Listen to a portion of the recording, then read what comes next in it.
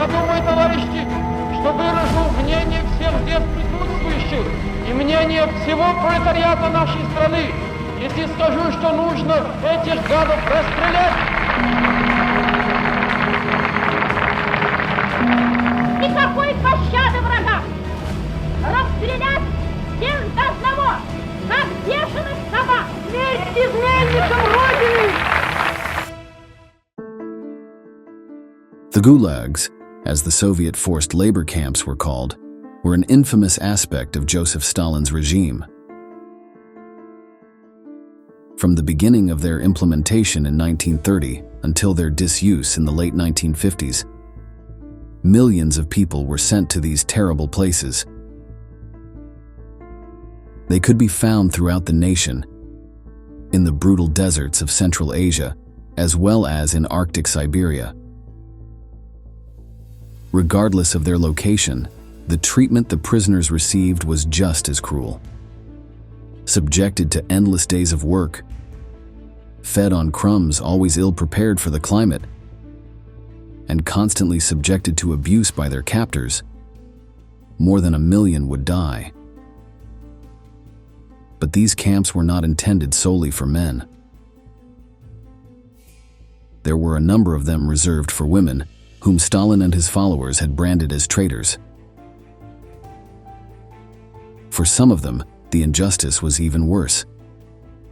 Their only crime was being related to political enemies of the Communist Party. Today, in this new episode of Military History, we will tell you all about Alzhir, the most brutal concentration camp for women in the Soviet Union.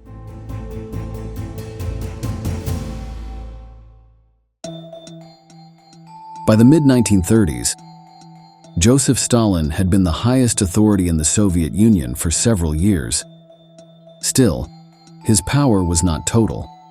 Many well-known figures within the country did not have much confidence in his leadership. There were even plans to assassinate the General Secretary, which were never carried out. Stalin, paranoid by nature, decided to strike his enemies first. With the help of the NKVD, the People's Commissariat for Internal Affairs, which also functioned as a secret police, a huge number of members of the Communist Party began to be investigated. Anyone suspected of treasonous intentions was removed from office. But not only that. If they were lucky, they could be imprisoned in the gulags, that is, in forced labor camps. If not, their fate was death. Hundreds of thousands of people fell victim to the Great Purge, as the campaign came to be known. Government employees, political party leaders, and high-ranking Red Army officers were just some of the victims. But ordinary citizens were not spared either. Thousands were accused of being saboteurs or spies, and suffered the same fate as state personnel. In addition, many ethnicities were specifically targeted, such as Asian peoples or the so-called Volga Germans. By 1938, when the purges ended, around 700,000 people had been killed. Hundreds of thousands more died in the gulags, to which they were forcibly transported. Although this indiscriminate killing had come to an end, arrests continued for decades. But this did not only affect those whom Stalin suspected. Their wives and children were also affected, simply by virtue of being relatives of the person in question.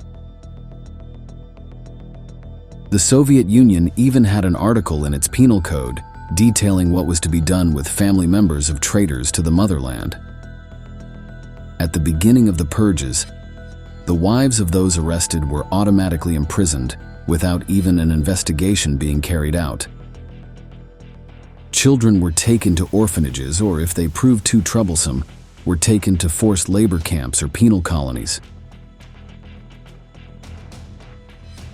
After 1938, only women who were deemed politically unreliable, socially dangerous, or who knew of their husband's activities became prisoners.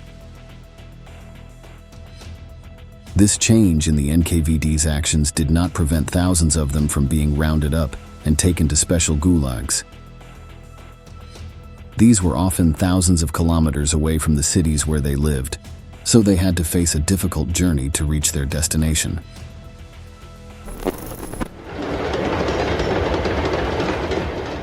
Вот я помню, как я слизывала, ведь мороз был сильный. I remember when there was a hard frost. Гайки, болты, которые Inside the wooden cattle truck, I used to lick the ice off the metal screws and bolts, fearing only that my tongue would stick. Вот так мы That's how we traveled, ехали. for about a month. One of the best known of these camps was located in the city of Karaganda, in the Akmola province of Kazakhstan. It was part of Karlag, one of the largest gulag complexes in the entire Union, and was known as Alzir. This was an acronym for its formal name in Russian: Akmola Labor Camp for Women of Traitors to the Motherland. It was put into operation in 1937, and by the time it was completed, it occupied around 30 hectares.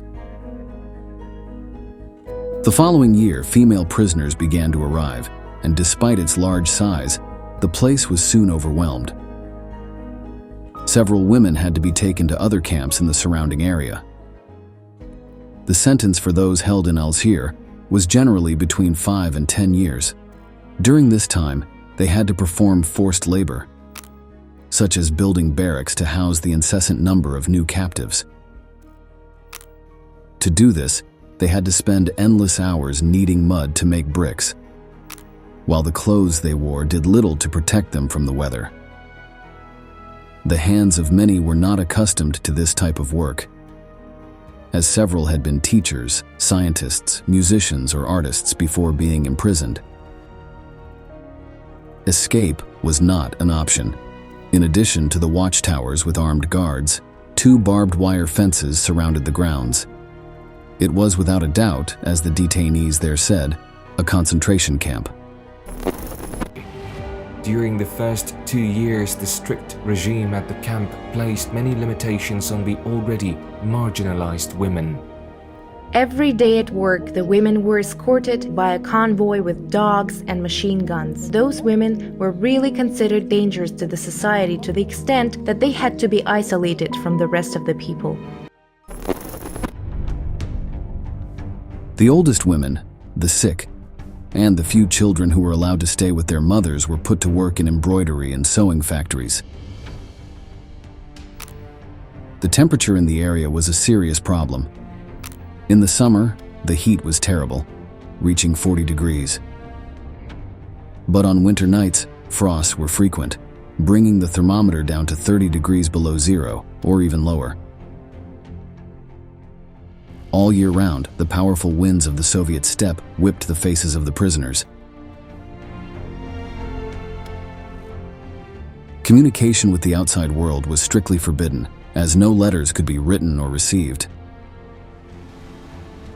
Many had no way of knowing what had happened to the rest of their families. Many of these women had been separated from their children, who ended up in orphanages. And after the start of World War II and the German invasion in 1941, the need for information skyrocketed. While their older sons, brothers, uncles, and fathers were fighting on the Eastern Front, the women languished and continued to work. The only news they received came from the guards when they deigned to answer their questions. There were villages around Alzir inhabited by locals, but contact with the prisoners was not allowed. Even many of the Kazakhs were removed from their lands when the detention camp began to expand. Some of the livestock raised by the Kazakhs was used to feed the inmates, although the vast majority of this food ended up in the guards' pots. The detainees' nutrition consisted mainly of potatoes and cabbage. On special occasions, they might receive a piece of bread. The poor diet, coupled with the brutal climate, forced labor and abuse by the guards, meant the deaths of many. On the other hand, the local inhabitants, in a show of humanity and bravery, sometimes helped the women with their food rations. Through the fences, they threw balls of kashk, a type of dried yogurt with ingredients that they could never dream of trying inside the gulag. Since the guards mistook these balls for stones, they did not intervene, thinking that the population was getting even with the traitors. They hid this food and ate it when no one was looking. The camp staff were particularly cruel to the female prisoners at Alzir. As soon as they arrived, the women were taken to the baths to wash, under the gaze of armed men. Many spoke of the shame, fear, and anger they felt in these humiliating moments, while the guards mocked them with tasteless jokes. Sometimes they had to wait completely naked for their turn in the shower. To prevent the spread of lice, they were completely shaved. Not just their heads, but also their pubic hair. As female doctors were in short supply, this was usually done by a man, compounding the humiliation. Added to this were physical checkups, where security staff often took liberties with the excuse of searching for objects that might help them escape. No opportunity was missed to degrade the women, who we must remember were there only as relatives of those suspected of being traitors. The vast majority were completely innocent. Sadly, as in many such places, sexual abuse was also common. Thousands of women were raped by the guards, and many of them became pregnant as a result. There are records of around 1,500 births resulting from rape by Soviet officers. Шул лагерде тутукланган канылар 5 yıl 6 yıl içinde mesela ne bilmeyim sizge yüzlerinin kichkene ballar doğan. Kaydan o ballar doğan? Yani bu kadınlar hepsileri anda zorlanganlar. Olar tecavüzga uğratılganlar. Ve o ballarının endi bir taqdirini bakın. The constant danger of abuse forced some female prisoners to resort to desperate measures. If a man gave them some special attention, they could become his field wives. This guaranteed them protection from attacks by other people. In exchange for sexual relations, they were also often favored with larger food rations or lighter work. It should be noted that even in this brutal place, people were sometimes able to form emotional relationships. Alzir was intended for women only, but this was just one of the camps that made up the Karlag complex. Around it, other centers held male prisoners. Although contact between them was forbidden by the guards, people were occasionally able to engage in brief conversations through the barbed wire. Love letters were smuggled or thrown over the fences, waiting for a moment when the eyes of the security personnel were not on them. There are even records of unofficial marriages carried out behind the barrier. Although many of these relationships would not have a happy ending, they were moments of hope in a place totally devoid of it. These stories serve as a record of how these people maintained their humanity, even though their jailers tried in every way to eliminate it. Pregnancies, as mentioned above, were not an uncommon occurrence in these camps. If allowed to continue, women had the right to not work for a month before the birth and for a month after. But if the supervisors needed to meet the production quota of the camp, they could decide to perform an abortion. Of course, without consulting the opinion of the prisoner. These terminations were often carried out by very unskilled personnel, and several are known to have ended in the death of the patients. In other cases, the women themselves decided to stop the unwanted pregnancy, going so far as to stab their bellies with the needles they used for sewing. Such was the brutal desperation caused by carrying the child of their torturers. Sometimes, if the pregnancy was allowed by the authorities, the women could see an improvement in their treatment. The guards were forbidden from physically punishing them, the work was less hard, and during their last month, they were excused from duty entirely. In special cases, they were even released from the camp before serving their sentence. When the prisoners heard these rumors, a few of them actively sought to become pregnant. Others did so for different reasons. The hope of a child gave them something to strive for and brought them closer to the life they had had outside the gulags. According to one prisoner, it made them regain a sense of femininity and purpose in such a hostile environment. However, for those pregnancies that did go to term, the infant mortality rate was very high. The conditions in which these infants were born were extremely harsh and unhygienic. Almost no food was set aside for their feeding, and breast milk was poor in nutrients due to the malnutrition of the mothers. Breastfeeding was almost the only time women could see their children, since after a short leave, they had to return to work. If for some reason, whether it was work duties or the whims of the guards, the prisoners missed the time allotted to feed their children, there was no other opportunity to do so, and the infant would not eat that day. The slim chances of seeing these children grow up were not unique to Al-Sir, of course. In all the female concentration camps scattered across the Union, prisoners had to face the harsh reality that their children were unlikely to survive.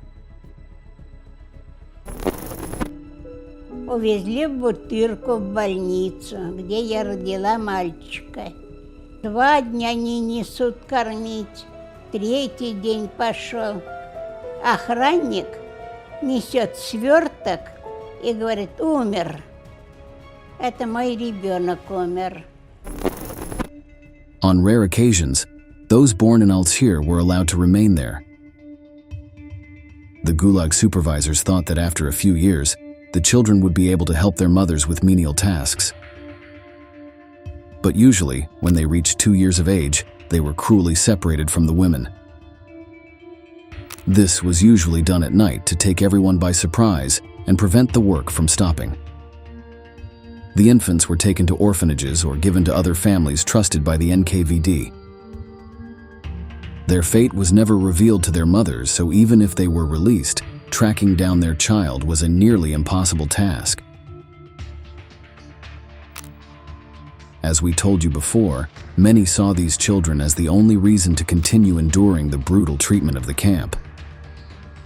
In this sense, when separated from their children, they sometimes threw themselves against the barbed fences, seeking to end their lives. The anguish of these women continued for decades. Female prisoners continued to be transported to Al-Sir, and not even the end of World War II in 1945 meant that the truckloads of new captives stopped. Only in the early 1950s, when the Cold War brought international pressure on Soviet policies, did the camp begin to slow down. With the death of Joseph Stalin in 1953, Al-Sir was finally closed. Despite this, many of its prisoners were transferred to other camps, and only in 1958 were they allowed to return home. Nothing would be the same for these women. Many of their husbands, those designated as traitors to the homeland, had been killed or were missing.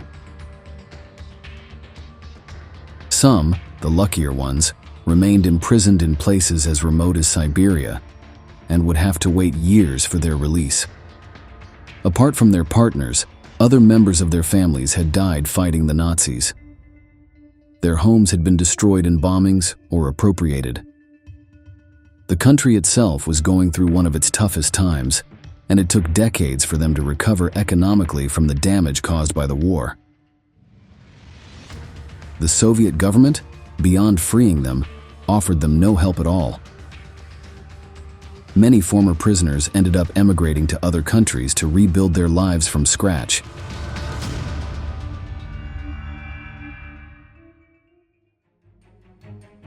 It is believed that between its opening in 1938 and its closing in 1953, approximately 18,000 women passed through Algiers. Some were wives of men of great importance to Soviet politics and culture, such as Nikolai Bukharin and Boris Pilnyak. Even the mother of Maya Plisetskaya, one of the most important ballerinas of recent decades, passed through this terrible place. Today, on the land once occupied by Algiers, there is the Memorial Center for Victims of Political Repression and Totalitarianism. It was opened on May 31, 2007, on the day when in Kazakhstan, the hundreds of thousands of men and women persecuted by the iron hand of the Soviets are remembered. We have reached the end of the video and we want to ask you, what measures do you think the Soviet government should have taken to repair the traumas suffered by these women? You can leave your answer in the comments box. Don't forget to subscribe to our channel to learn about many more military events that left their mark on history